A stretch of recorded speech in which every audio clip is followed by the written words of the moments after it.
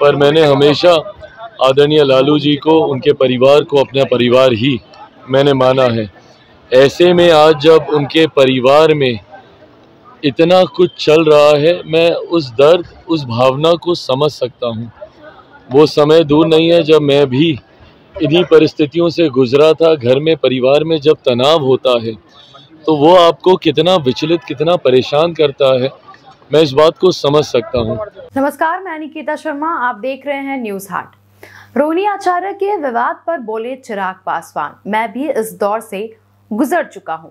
जी हां, आपको बता दें कि आरजेडी सुप्रीमो लालू प्रसाद यादव की बेटी रोहिणी आचार्य के लगातार विवादित पोस्ट पर राजनीति छोड़ने के फैसले ने बिहार की राजनीति में हलचल बढ़ा दी है।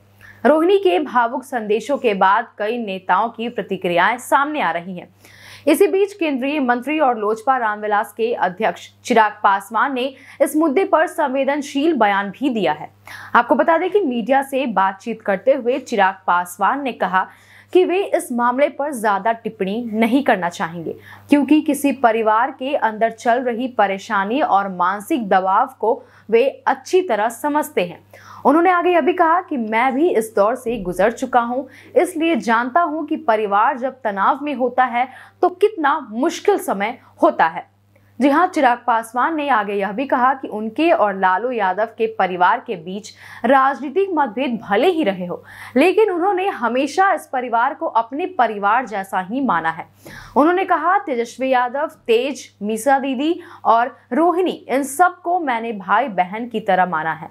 उन्होंने प्रार्थना की कि लालू परिवार के अंदर चल रहा यह विवाद जल्द ही खत्म हो जाए और घर में एकता फिर से बनी रहे। चिराग ने कहा कि जब घर में शांति रहती है तो इंसान बाहर के बड़े बड़े संघर्षों का सामना मजबूती से कर लेता है, लेकिन अभी जिस तरह की स्थिति आरजेडी में बनी हुई है और फिर उसके बीच पारिवारिक तनाव सामने आ रहे हैं, उससे साफ है कि परिवार बहुत कठिन समय से गुजर रहा होगा। इस तरह से रोहिणी आचार्य ने ट्वीट किया।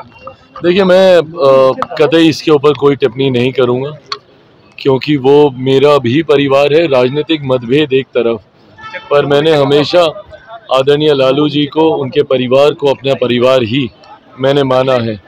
ऐसे में आज जब उनके परिवार में इतना कुछ चल रहा है, मैं उस दर्द, उस भावना को समझ सकता हूँ।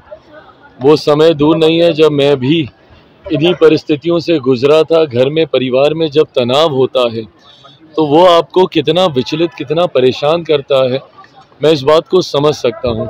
और ख़ास तौर पर उम्र के इस दौर में जिसमें आदरणीय लालू जी हैं, स्वास्थ्य के इस पड़ाव में जिसमें वो हैं, ऐसे में पारिवारिक कलह स्वाभाविक है, उनको काफ़ी परेशान, विचलित करता होगा।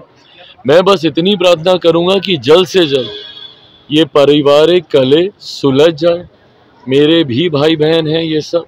ऐसे में मैं चाहूँगा कि जो भी दूरियां हैं और जिनकी भी वजह से है, जल्द से जल्द पूरा परिवार एक हो।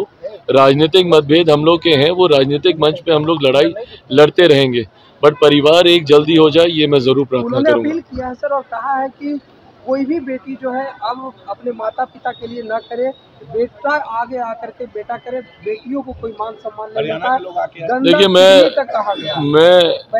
मैं उनका दुख मैं समझ सकता हूँ, और जब बेटी ऐसी बातें बोलती है तो सोचिए वो घर से कितना परेशान हुई होंगी। ऐसे में उनकी भावनाओं के साथ मैं पूरी तरीके से हूँ। एक भाई होने के नाते मैं भी उनकी भावना के साथ हूँ, और मैं कतई इस बात को नहीं मानता कि शादी के बाद ससुराल ही बेटी का घर सब कुछ हो। नहीं भाई, जिस परिवार में वो पली बड़ी जन्मी है, वो घर भी उनका उतना ही है जितना उस घर के लड़कों का है। मैं कतई इस रूढ़िवादी सोच का मैं समर्थन नहीं करता कि शादी के बाद बेटियां पराई हो जाती हैं। बेटियों का मायका भी उनका उतना ही है जितना उस घर में बेटों का है, और उनका ससुराल भी उनका उतना ही परिवार है जितना उस ससुराल के बेटों का है।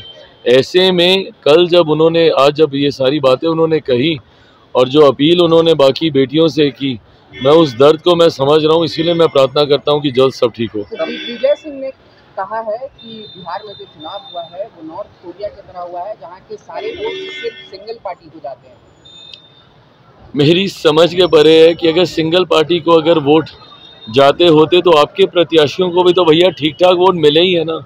जब सिंगल पार्टी को ही दे देना होता तो हम लोग एग्जैक्ट डेटा मेरे पास नहीं है, बट 38, 40, 42% या 45 जो भी परसेंट वोट आए होंगे उससे हम लोग सरकार क्यों बनाते? फिर तो हम 80%, 90% से हम लोग सरकार बना लेते ना। हकीकत ये है कि ये लोग हार को पचा नहीं पाते और हार को ना ये लोग समझते नहीं हैं।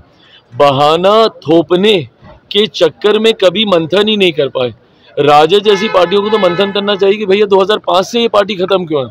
2005 में जब से मुख्यमंत्री आए, 2010 में भी यही परिणाम था, 2015 में भी यही परिणाम होता अगर नीतीश कुमार जी उनके साथ नहीं होते, और 2020 में भी यही परिणाम होता अगर यूनाइटेड एनडीए होता, चिराग पासवान अगर उस वक्त अकेले चुनाव नहीं लड़ा होता।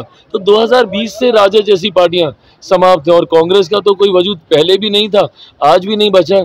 तो ये मंथन करने की बजाय ये जो ठीकरा फोड़ने का काम करते हैं ना, इसी सोच ने सर्वनाश किया है इन लोगों को। जी हाँ, दूसरी ओर आपको बता दें कि रोहिणी आचार्य ने आज फिर से सोशल मीडिया पर 2 इमोशनल पोस्ट शेयर किए जिनमें उन्होंने गंभीर आरोप भी लगाए। उन्होंने लिखा कि उन्हें अपमानित किया गया, गंदी गालियां दी गई और यहाँ तक कि मारने के लिए चप्पल तक उठाया गया। जी हाँ, अपने पोस्ट में रोहिणी ने भी यह भी लिखा कि उन्हें मजबूरी में अपने रोते हुए माँ बाप और बहनों को छोड़कर जाना पड़ा। उन्होंने भावुक शब्दों में कहा कि उनसे उनका मायका छीन लिया गया और उन्हें अनाथ जैसा महसूस कराया जा रहा है। जी हाँ, रोहिणी ने आगे यह भी लिखा कि कल एक बेटी को बेइज्जत किया गया, मुझे सिर्फ इसलिए गालियां दी गई क्योंकि मैंने सच बोलने की कोशिश की। मैं नहीं चाहती थी कि किसी भी घर में मेरे जैसी स्थिति किसी बेटी या बहन के साथ हो।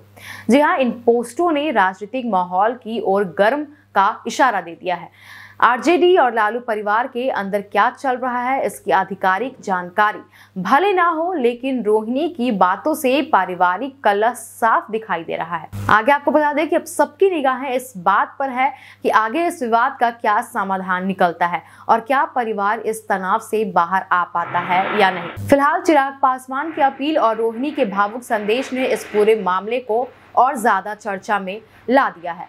बस ऐसे ही तमाम खबरों के लिए जुड़े रहें न्यूज़ हाट के साथ। दीजिएगा इजाजत, धन्यवाद।